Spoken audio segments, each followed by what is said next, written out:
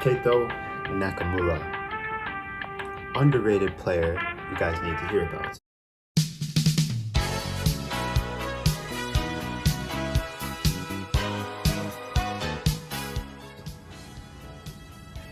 Okay, so today, you guys are probably asking, Jalen, who is this guy? Why are we talking about him? He literally plays in Ligue 2, and that's the second division in France. Why are we talking about a second division player? Well, I'm gonna tell you guys why, because he has some of the best finishing stats, shooting stats, offensive stats, and he's too good for that league.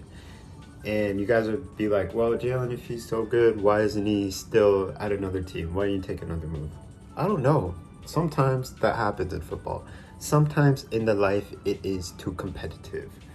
But sometimes we overlook things. And Nakamura is one of those players that has been overlooked. And the reason is because his shooting stats or shots that he's taken is actually on the equivalent to some of the best goal scorers in Ligue 1. But he was just hit with the unfortunate demotion. Unfortunate or relegation in this sense. And what I really like about Nakamura's game is very technical.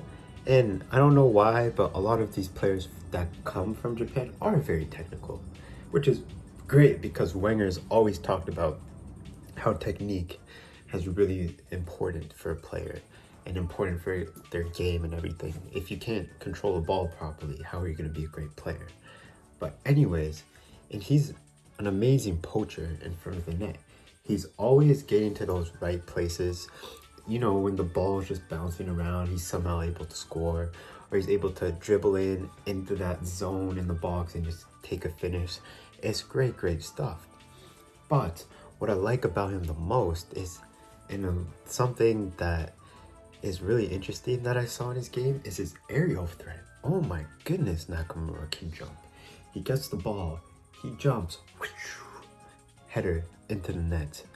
Or there's been a lot of goals where he's gotten the ball over the top, chests it down, and then he finishes. So there's an adaptability in which he can finish. And oh, people are like, yeah, Jalen, you say that word all the time. Adaptability this, adaptability that. But it really is important. It's important to be adaptable because like we watched, every football game isn't the same. Every situation that you're gonna score is not gonna be the same. If it was, then it'd be so boring to watch, honestly. That's with anything in life. Life is never gonna be the same. Gotta be adaptable. And he is one of those players. And I think he's one of those players that's fallen through the cracks. And I'm gonna tell you guys why now. I was looking at FBref, my favorite stat page that I definitely don't take information from. Not like personal information, but like the statistical information. I don't do that. But I was looking at the stats and I noticed a lot of the time shots and goals are highly correlated. And now causation correlated. There's a high correlation between the amount of times a player shoots in a season and the amount of goals that you score. And I was looking and I was scrolling and I did my little filtering. I was like, whoa, this Nakamura guy's taken a lot of shots, but he hasn't scored a lot of goals. But I've noticed with the amount of shots that he's been taking, it was 84 shots. It was up there. Well, the person who's taken the most shots was Greenwood, who, no comments. No comment on Greenwood. Dembele, Ballon d'Or contender. And Nakamura was up there with those guys.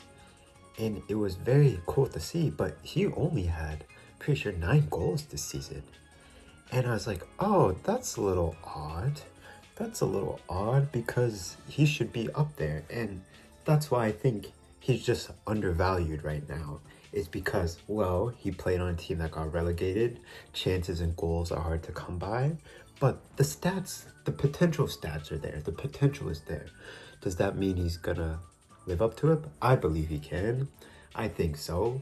It's just he needs to be in a better environment, a better team. Just that one transfer to show like, hey, yeah, like I can do this. Like I can go to a good team and I can be a good player, you know? It just, I don't think it really worked out for him at him. But there were glimpses. There were absolute glimpses of everything he has in his, I guess, locker, some people would say, to be a great, great player. And that's why I'm making this video. It's his technique. He's smooth. He's direct.